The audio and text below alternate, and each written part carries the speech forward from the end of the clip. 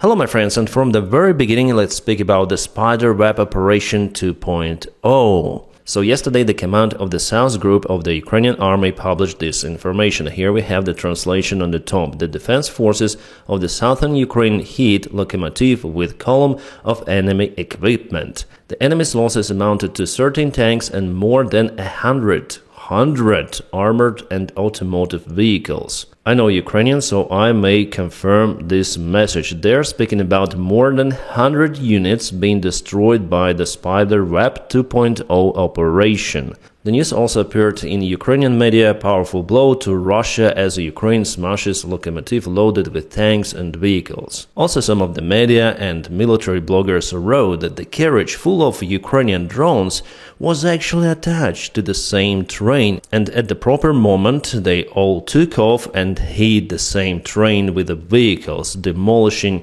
everything. Well, yeah, after Ukrainian strike on Russian bombers, I could believe in this scenario. Yeah, on May 25th, I already published the information about a really Ukrainian strike on the Russian train, which happened in the south, occupied territories of the Zaporizhia Oblast. Back then, we really have the video published by Ukraine. By the way, immediately, FPV drones were striking the Russian train full of diesel fuel. That's why there was this huge flame. But you know what, my friends, I still cannot find the video out there in internet about the Spiderweb 2.0 operation conducted by Ukrainian army. Plus, there is no information published about it in main media sources. And for this reason, I'm quite skeptical about the strike, because usually, right away, we have at least some of the proofs. Like, for example, it happened with the previous train case or with the Ukrainian strike on Russian military airfields. The video information went to internet right away. Here it's already 24 hours past and I cannot find any sort of the evidence rather than the statement from the command of the Ukrainian army in some of the social media. Yeah, the statement is not coming from the high Ukrainian military command, but from the local commanders of the South Front. Yeah, I'm not saying that this attack didn't happen. Maybe it was out there, conducted professionally by Ukrainian drone operators, but also there is the same probability that there wasn't any sort of the strike. So I would wait for 3 more days to obtain reliable information. Also, I'm monitoring the Russian channels, and they should publish some of the evidence, at least some wounded personnel or something like that. Even then Ukraine strikes Russian facilities deep inside Russian territory, as it happened, for example, in Kursk Oblast, Rilsk. Then there was the big Russian convoy. Immediately we had the evidence coming from the Russian side about their huge losses. Here, big train, hundreds of vehicles, and no evidence?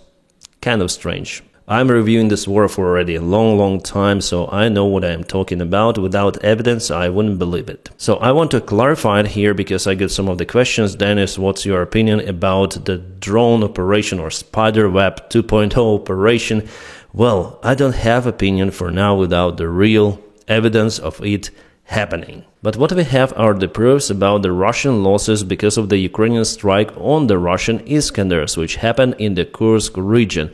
Russia published more details, and we understand that even the commander of the Iskander unit was eliminated. His name is Lieutenant Colonel Oleg Podozorov, the commander of the battalion of the 26th Missile Brigades. The information comes from the Russian publics, and there will be funerals of this guy, so it is legit information. That's the real proof we have, for example, about this case. And yeah, Russia lost 3 of the Iskander systems. That's the huge hit against the Russian army, which happened at the same day that Russia announced their revenge. Well, at least Russian media experts say that Russian revenge is not yet over. And even Zelensky today announced that Ukrainians should be ready for the intensification of the Russian strikes on Ukrainian territory, and Russia could use ballistic missiles more, because they lost many of the bombers. Yeah, we have this guy here, he lost his life, our comrade lost his life, Oleg Podozorov. Oh my god, he was serving as the commander of one of the battalions of Iskander, and he is gone. Rest in peace.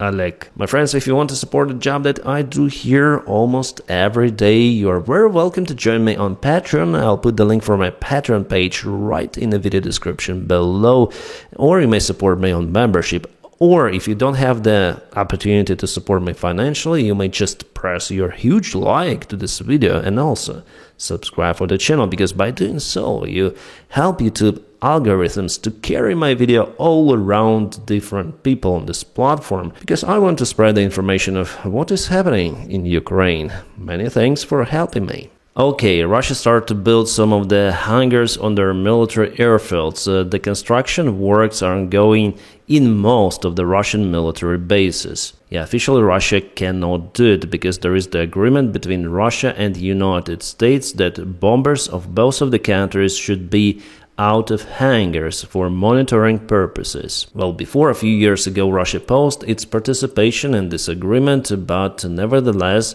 the agreement is still valid. So bombers should stay open for satellites to see if Russia loads some of the nukes or not. Nevertheless, Russia doesn't care, I guess, and they're gonna build some of the hangars because Ukraine is out there with the Spiderweb. And yeah, I have the information that Russia is getting ready for one more strike on Ukraine. It might happen this night, and they may use the remainings of their strategic aviation. The French Defense Ministry contacted the company Renault to produce some of the drones on territory of Ukraine using the capacities of the factories of Renault. Okay, I hope that the drones will be better than the cars they make. It's just a joke. Because Renault is much better than this Russian bus motorcycle. They even color it in a green military color. Interesting. Yeah, sidecar motorcycles are fine for supplies deliveries behind the front lines, but we know that Russia sometimes uses those to attack. Well, at least they may flip it over and hide inside. It's the extra protection against drones. I wouldn't be surprised if some soldier of the Russian army would do it in real life. Yeah, definitely the second army in the world. What can I say, guys? But Ukraine also has those kind of the tools, maybe without bus. But Ukrainian army is using the sidecar motorcycles, ordinary motorcycles, but really far behind the front lines. I have never seen the videos of Ukrainian sidecar motorcycles being hit. Yeah, some of the all-terrain vehicles which are used to evacuate army personnel, but sidecars, they're just not reliable, but it seems like Russians, they don't care. Nevertheless, Russia continued to use lots of the civilian-like cars to move around the front lines, use the big flag of the Russian Federation. That's the main thing. That and the communist flag, obviously, yeah, we are communists, we are taking the ground out there in Ukraine. Better than donkeys? Well, I don't know. Yeah, I met a donkey today and it was much smarter than many of the Russian generals. Well, actually, guys, we laugh about donkeys, but one of the Ukrainian army commanders of the Aidar battalion, he says that they would like to see donkeys in Ukrainian army as well, because there is simply no alternative to move all of the belongings across the very difficult terrain. Small all-terrain vehicles really help, but there are many of the cases that you have to move heavy equipment through the very difficult terrain, which you may cover just with your own feet, and it's really exhausting. They thought about this problem and they couldn't come out with a better alternative than donkeys, actually. So yeah, we're laughing sometimes on their know-hows, but it's better to think what caused them actually to use donkeys. So we were, yeah, even me, I was laughing about that stuff, because after all, it's the war of the 21st century. But you know, those Ukrainian FPV drones, which cancelled lots of the Russian sophisticated bombers, actually, they're like donkeys. If you speak about the technology difference, nevertheless, they matter. So maybe one day Ukrainian army will also use donkeys on the front lines. Whether we like it or not, it's just a necessity in many of the cases. Unfortunately, my friends. We already saw how Ukraine was training one of the battalions to fight on the front lines on motorcycles. We know that usually Russia uses those, they attack with heavy losses, and yeah, donkeys could be there. Yeah, some of the interesting images are coming from United States of America. Some sort of the Mexican motorcycle battalion is out there in LA. There are many protests against ICE raids in the city. Locals, like who live there already for a long time, probably originally coming from Mexico, they decided to show that you can rename Gulf of Mexico, but Mexicans will still be out there in United States. Well, I don't know, guys, but there is lots of the violence spark, and I don't support that because American flag is the holy flag of democracy. I think they should be punished, obviously, and also they thrown some of the bricks to some of the cars, so violence is not good. I don't support that, of course, but I understand why it happens, and today in the stream I already said why it happens, because Trump reinforced the measures against migrants. And here I'm speaking not just about illegal immigrants, but everyone. You know the cases with illegal deportations, some of them went quite viral, so people are disappointed and violence creates more violence. Yeah, potentially it could spark a chain reaction out there in America, not just in California, but in many of the other states. Just recall 5 years ago those BLM things, and it looks pretty much similar. Trump accuses everyone except of him, and he is willing to deploy some of the National Guard. Maybe he already deployed that. Honestly, guys, it's the internal feature of the United States of America. It's not part of my channel really to review this stuff. Probably I'm gonna film something on my other channel where I speak about different stuff, but here I want to concentrate on what really influences Ukraine. Yeah, Americans, you have that stuff. First of all, because majority elected that idiot as a president. He is the reason for everything what is happening in the United States, and everything is not happening well. That's just my opinion, guys. You may have your own, and it is normal. The image, that photo was iconic, like police is there. Shit. It seems like National Guard has delivered some of the goods there on this UH-60 Black Hawk helicopter. They're floating something from the helicopter which landed just in LA. Military Black Hawk helicopters unloading weapons and ammunition downtown Los Angeles. That's crazy. GTA 6 has not yet been released, but we have this real-life adventure. Yeah, I'm sure that everything will be fine after all, guys. No worries out there in the United States. It will not become the Civil War or something. Everything will be settled. Hopefully, people will be okay. Alright, Zelensky gave the interview today where he stated lots of the stuff, and he is sure that Russia is interested on continuation of the war. He says that if this war continues for many years, in this case, Putin has the chance for the victory.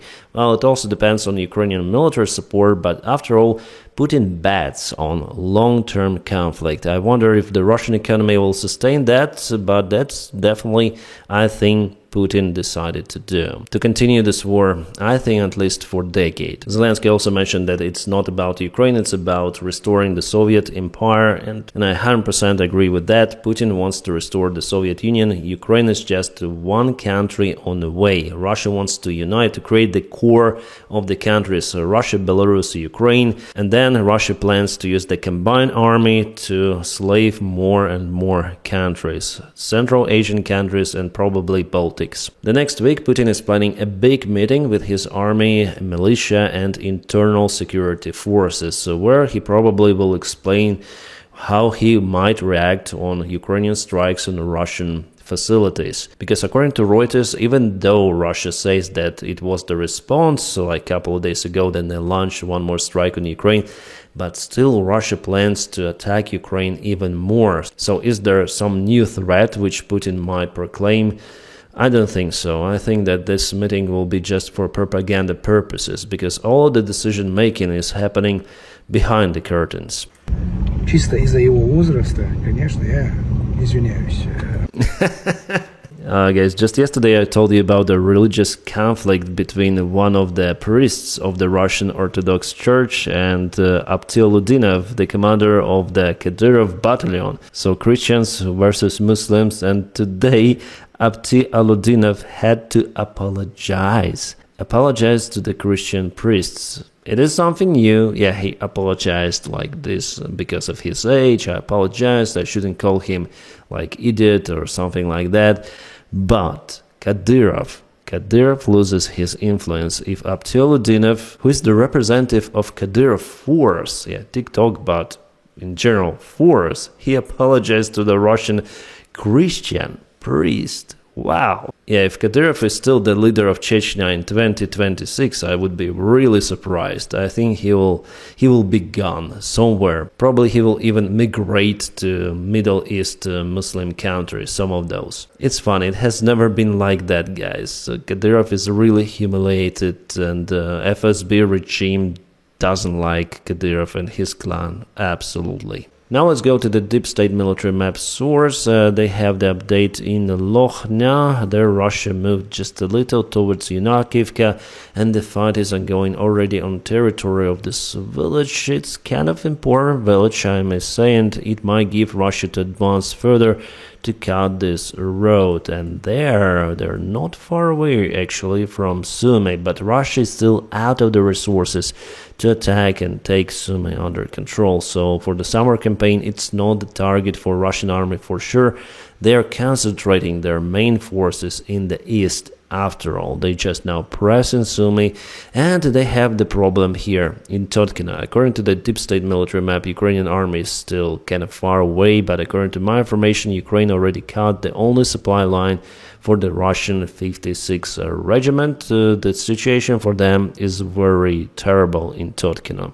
Also, Russia advanced in Kindrashivka. Yeah, unfortunately, they created some sort of the bridgehead, and they may now expand it from this side to advance towards Kupiansk from this direction, so simultaneously from this one and from this one. But Sinkivka is out there holding for already, I guess, for 2 years. It's holding. There were multiple of the Russian storms, and Russia lost lots of the vehicles, up to 1,000 soldiers, so they cannot take the small village. Somewhere they may take villages very fast, but here Sinkivka holds miraculously remarkable for a very, very long time. There were winter attacks, summer attacks, doesn't matter, this village still belongs to Ukraine. And yeah, Russia expanded this part of their bridgehead yesterday. Today they're moving towards Yablunivka in this direction, so clearly they want to close this big pocket they created. We'll see if they have the resources for the summer campaign, because they attack from multiple directions. They use quite a lot of the forces elsewhere, and still, as you may see, they move very, very slowly. And now, my friends, please don't forget to press your huge like to this video. By doing so, you help me a lot, and as usual, I wish you all a peaceful sky wherever you are, and have a great time.